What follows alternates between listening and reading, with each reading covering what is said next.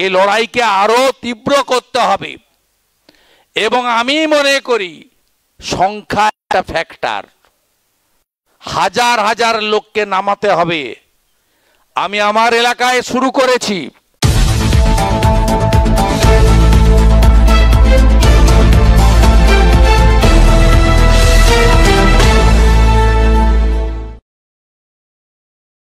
জানাবো আমাদের প্রিয় বিরোধী দলনেতা মাননীয় শ্রী শুভেন্দু অধিকারী মহাশয়কে আজকের বিশেষ দিনে তার বক্তব্যের জন্য।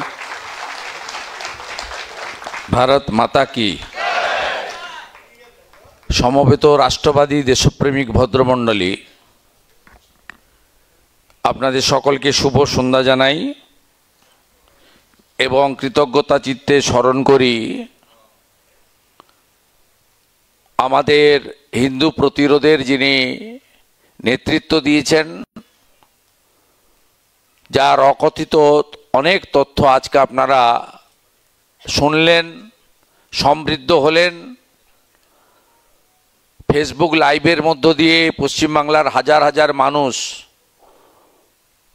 এই বিষয়টি, বিশেষ করে নতুন প্রজন্ম আজকে সমৃদ্ধ হলো, জানলো, মনে মনে একত্রিত হওয়ার শপথ নিল।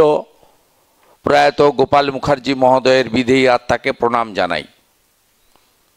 উনি 1946 সালে এই প্রতিরোধটা করেছিলেন, আর 1947-এর 20 জুন যিনি আমাদের ভারতভুক্তি ঘটিয়েছেন, আজকের বিধানসভা তদানীন্তন আইনসভায় 58-21 ভোটে ভারত কেশরী ডক্টর শ্যামাপ্রসাদ মুখার্জি, তাকেও শ্রদ্ধা জ্ঞাপন করি, তার বিদেহী আত্মার অমরত্ব প্রার্থনা করি।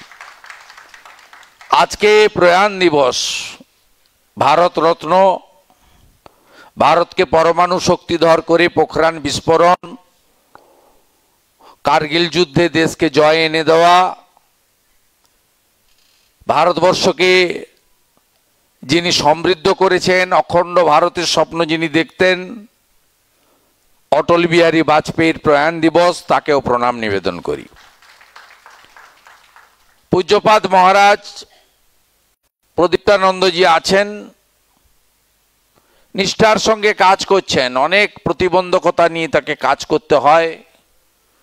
লোকসভা নির্বাচনের সময় এই রাজ্যের প্রশাসনিক কর্তৃ তাকে সরাসরি যেভাবে মিথ্যা অপ্রমাণিত অভিযোগ দিয়ে প্রকাশ্য সভা থেকে বিদ্ধ করেছেন, তারপরেও যিনি মাথা নত না করে ঠাকুর প্রণবানন্দজির আশীর্বাদ নিয়ে তিনি লড়াই সংগ্রামকে তীব্র থেকে তীব্রতর করছেন, আমি পূজ্যপাদ মহারাজকে তার শ্রীচরণে প্রণাম নিবেদন করি। আমাদের সকলের অভিভাবক, যার লেখা থেকে আমরা গ্রেট ক্যালকাটা কিলিং ডে বা আমাদের বঙ্গপ্রদেশের বা ভারতবর্ষের বিভক্ত হওয়ার অনেক তথ্য জ্ঞাত হই। প্রাক্তন রাজ্যপাল, আমাদের আশীর্বাদক, স্পষ্ট বক্তা,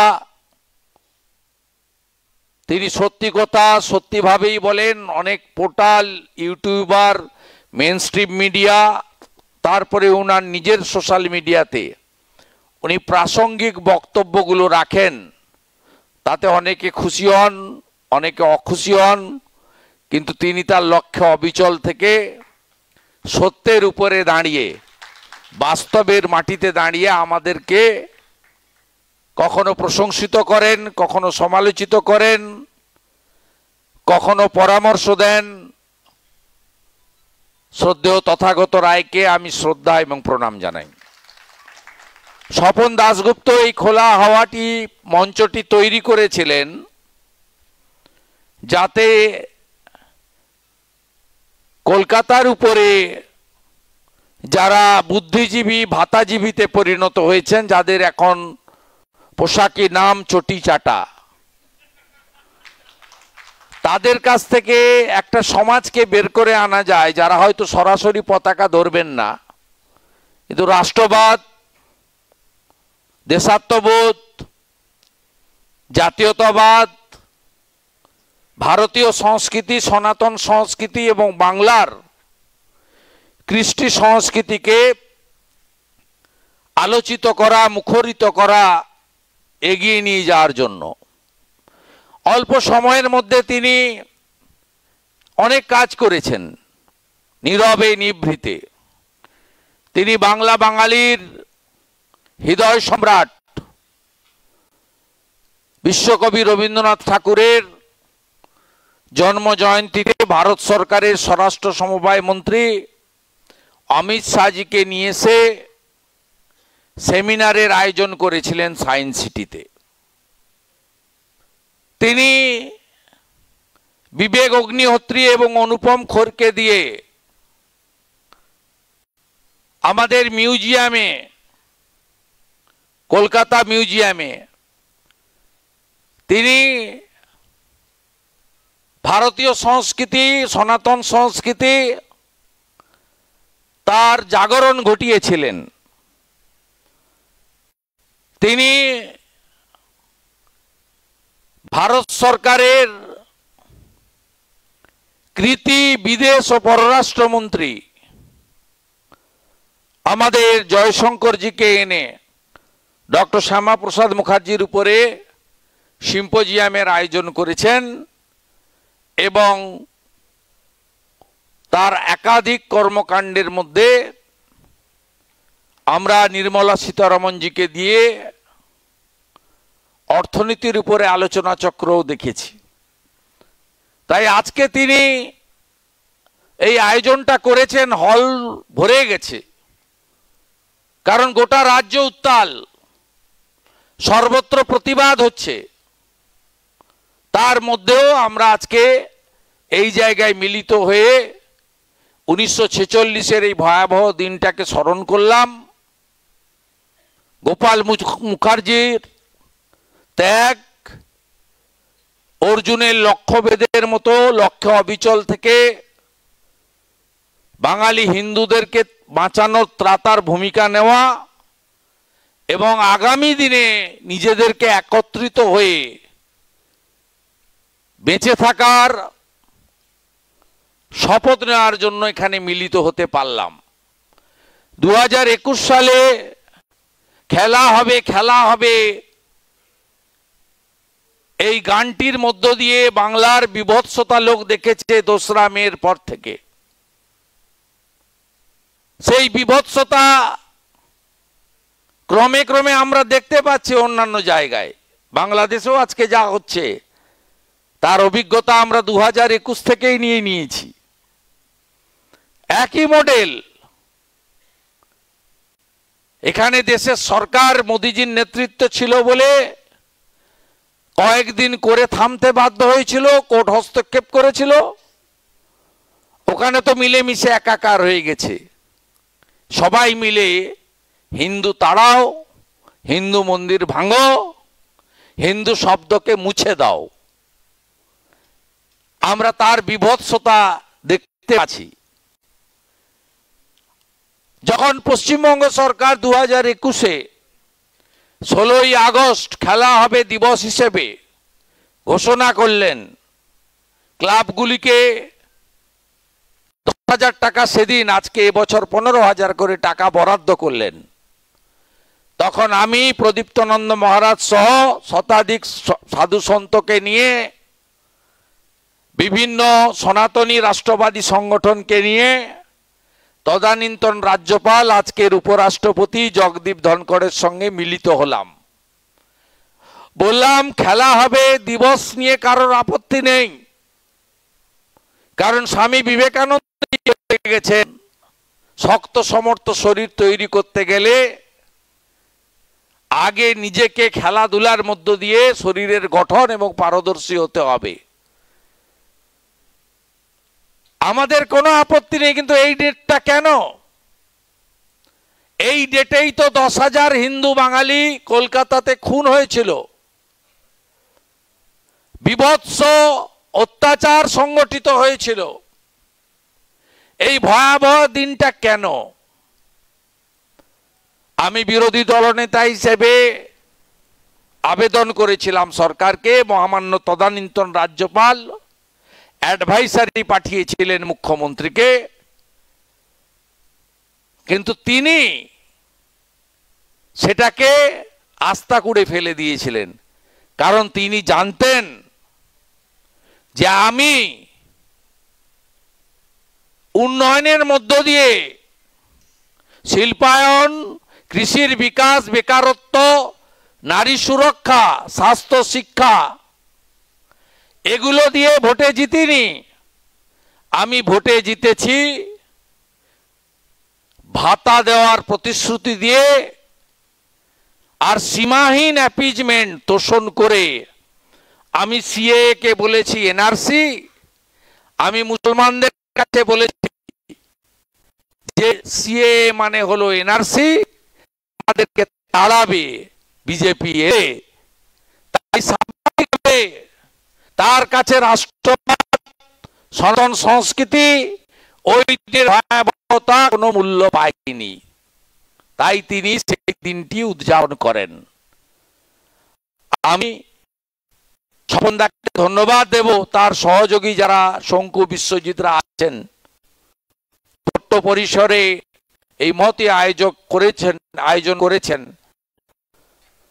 উদ্দেশ্য অতীত ইতিহাস, সনাতন সংস্কৃতি এবং বাঙালি হিন্দু পড়া তথা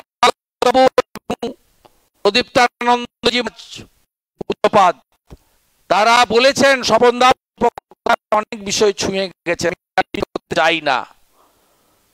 আজকে মমতা ব্যানার্জির তথাকথিত খেলা হবে দিবসের দিনে গোপাল মুখার্জিকে স্মরণ করে 1946কে আরেকবার বাঙালি হিন্দুদের মনে করিয়ে দেওয়ার জন্য খোলা হাওয়া এবং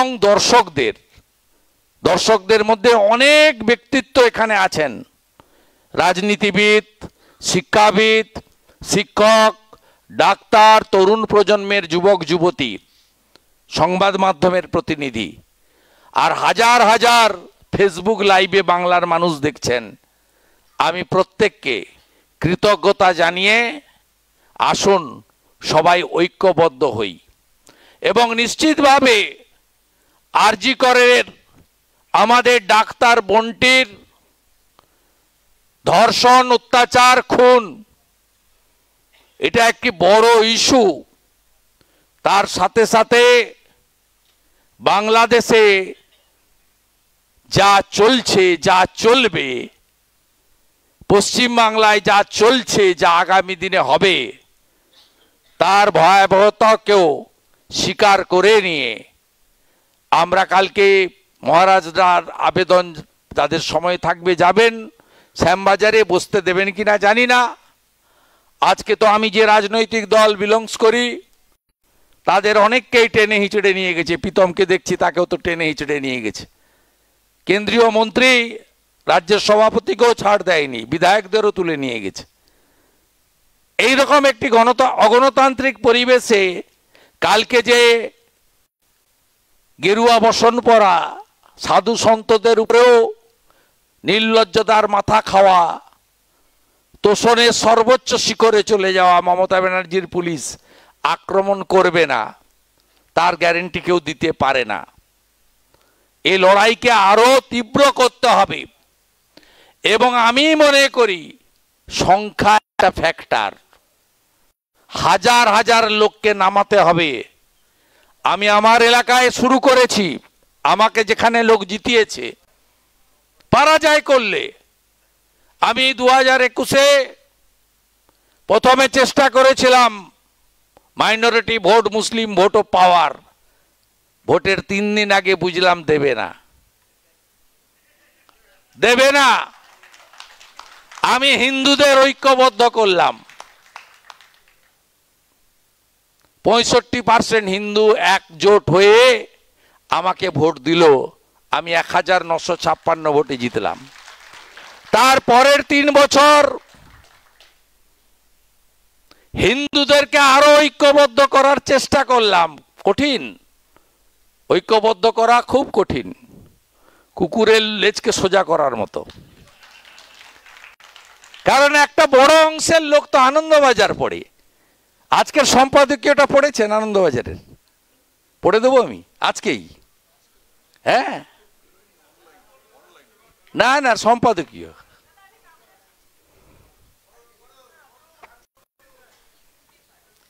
আপনি জানেন 85,000 টাকা নেওয়ার জন্য সায়নী ঘোষের মুখ দিয়ে দুর্গাপুজো হচ্ছে যাদবপুরে। কোথায় যাচ্ছে বুঝতে পারছেন?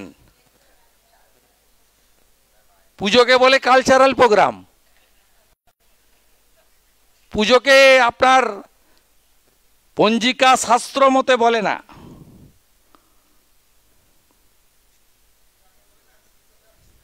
হ্যাঁ, এবারে আমি 70% হিন্দুকে এক করেছি।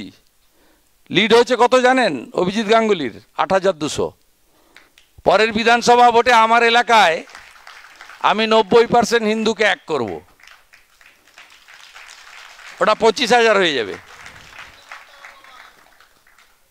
সবাই মিলে চেষ্টা করুন, আমি চেষ্টার ত্রুটি রাখছি না, সবাই মিলে করতে হবে। আমার এলাকায় ধুতি শাড়ি মশারি তারপলিন বিতরণ যে করতে চায় করুক। আমার ম্যান্ডেটারি বলে দেওয়া আছে তুলসী গাছ আর গীতা বিতরণ করতে হবে।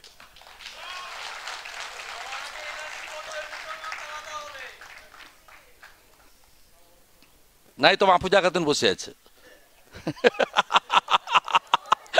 একে আর কেউ বড় অংশের কাছে পররাষ্ট্র বিদ্বেষী উগ্র জাতীয়তাবাদ আভ্যন্তরীণ রাজনীতির একটা জোরালো অস্ত্র। দেশভাগ নামক ক্ষতটিকে ৭৭ বছর ধরে যেভাবে জিইয়ে রাখা হয়েছে, যেভাবে প্রতি সুযোগেই উগ্র গৈরিক জাতীয়তাবাদ সেই স্মৃতিকে উস্কে দিতে চায়, খেলার মাঠে পাকিস্তান বিদ্বেষ তারই একটি রূপ। আনন্দবাজার পত্রিকা আজকে সম্পাদকীয়।